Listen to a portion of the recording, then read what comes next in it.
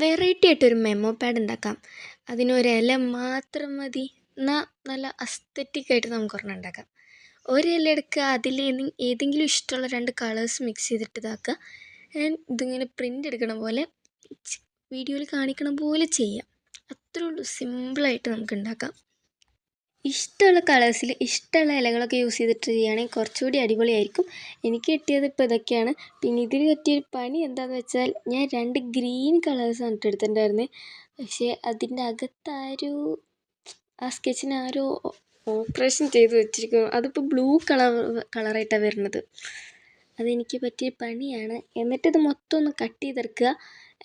എല്ലാം കൂടി വെക്കുക, ഗ്ലൂ തേക്കുക, പേപ്പർ ക്ലിപ്പ് വെച്ചിട്ട് മുകളിൽ ഇച്ചിരി ഒന്ന് ഗ്ലൂ ആക്കി കൊടുക്കുക. പെട്ടെന്ന് തന്നെ ഉണങ്ങും കേട്ടോ. ഇത്രയേ ഉള്ളൂ. ഇത് ഞാൻ മുമ്പ് ഉണ്ടാക്കിയിട്ടുണ്ടായിരുന്നു കേട്ടോ. സിമ്പിളാണ്. അപ്പോൾ ഇഷ്ടപ്പെട്ട ഒരു ലൈക്കൊക്കെ ചെയ്യാം.